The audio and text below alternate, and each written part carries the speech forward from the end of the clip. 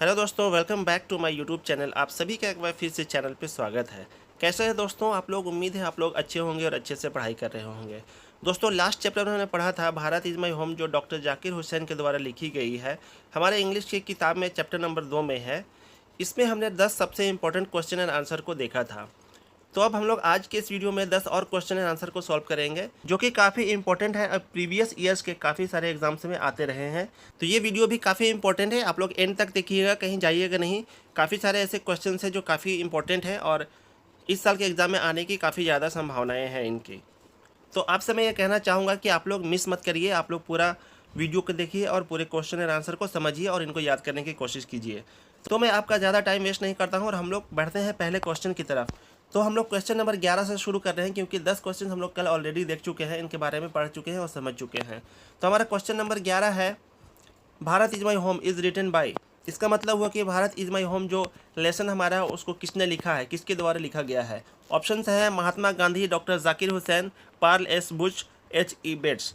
तो इसका सही जवाब हो जाएगा doctor Zakir Hussain. Option number B पे टिक करते हैं हम लोग और बढ़ते हैं नेक्स्ट क्वेश्चन की तरफ। क्वेश्चन नंबर 12 है, dash dash dash was the role model of doctor Zakir Hussain. इसका मतलब ये हुआ कि डॉक्टर जाकिर हुसैन के रोल मॉडल कौन थे, यानी कि वो किसको अपना मार्गदर्शक मानते थे, किसको अपने प्रेरणा स्रोत मानते थे। ऑप्शन है महात्मा गांधी, सरदार पटेल, डॉक्टर राधा कृष्णन, डॉक्टर राजेंद्र प्रसाद। तो इसका सही जवाब हो जाएगा सी, डॉक्टर राधा कृष्णन। और सही जवाब पर टिक मारते हैं हम लोग और नेक्स्ट क्वेश्चन की तरफ बढ़ते हैं। क्वेश्चन नंबर 13 है, doctor Zakir Hussain took the oath of loyalty to the.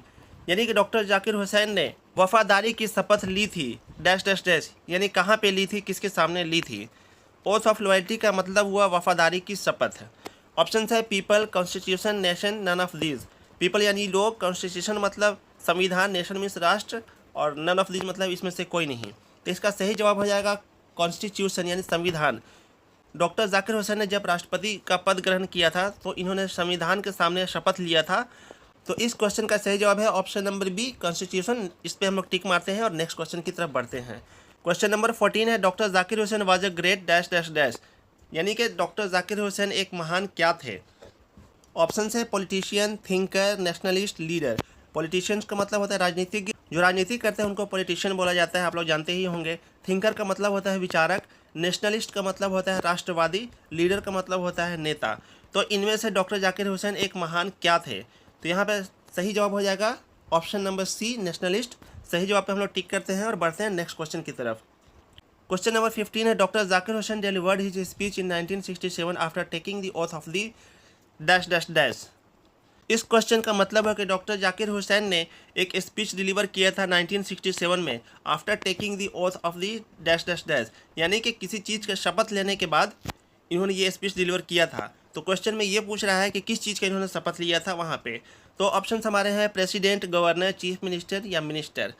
President का मतलब हो गया राष्ट्रपति, गवर्नर का मतलब हो गया राज्यपाल, चीफ मिनिस्टर का मतलब हो गया मुख्यमंत्री और मिनिस्टर का मतलब हो गया मंत्री। यानी किस पद की शपथ लेने के बाद इन्होंने 1967 में अपना स्पीच को डिलीवर किया था।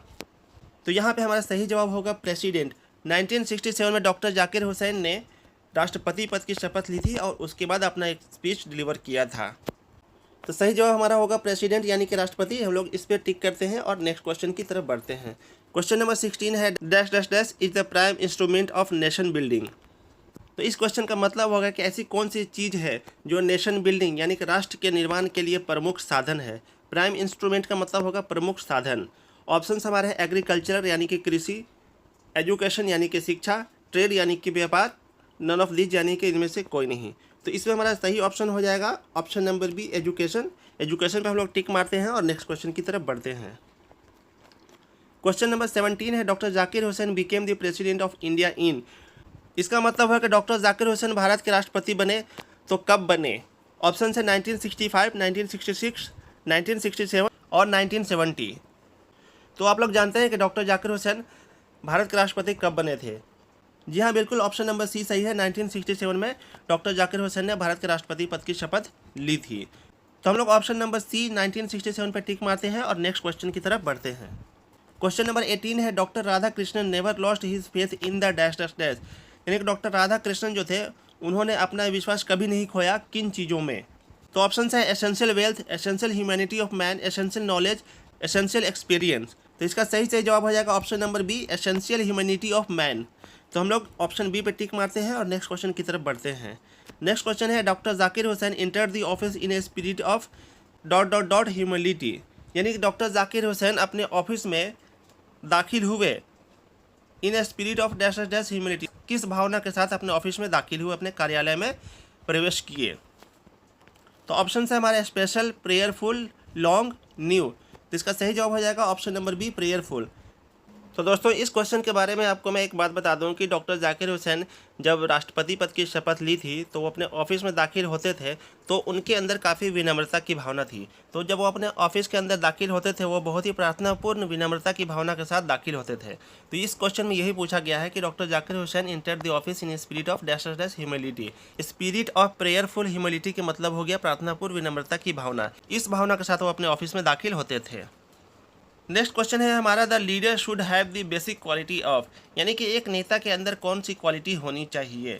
ऑप्शन है डिसऑनेस्टी, डिक्टेटरशिप, सेल्फलेसनेस, सेल्फिशनेस।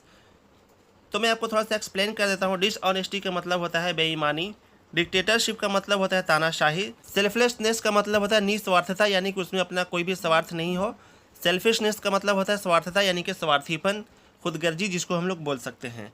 तो सवाल हमारे यहाँ पे यह है कि एक लीडर के अंदर कौन सी क्वालिटी होनी चाहिए।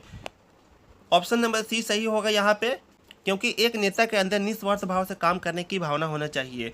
अगर किसी नेता में इस तरह की कोई भावना है तो वही एक सच्चा नेता होता है। तो दोस्तों chapter number 2 Bharat is my home से ये थे टॉप 20 जो काफ़ी इंपॉर्टेंट क्वेश्चन हैं ऑब्जेक्टिव वाले।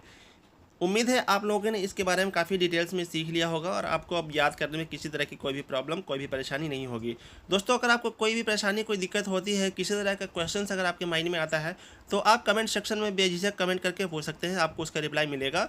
दोस्तों आपसे एक रिक्वेस्ट है कि आपको वीडियो कैसा लगा आप कमेंट में कमेंट करके बताइएगा।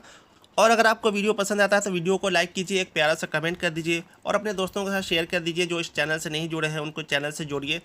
और अगर आप पहली बार हमारे वीडियो को देख रहे हैं तो आप चैनल को सब्सक्राइब कीजिए। आपको काफ़ी ज़्यादा इन्फॉर्मेटिव और नॉलेजेबल वीडियोज़ इस चैनल पे मिलेंगे।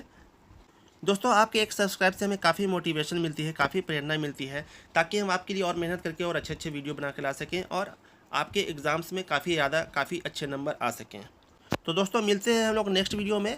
नेक्स्ट टॉपिक में हम लोग कुछ अच्छे क्वेश्चंस लेकर के आएंगे और आपको इसके बारे में बताएंगे। तब तक के लिए धन्यवाद, टाटा बाय बाय, जय हिंद।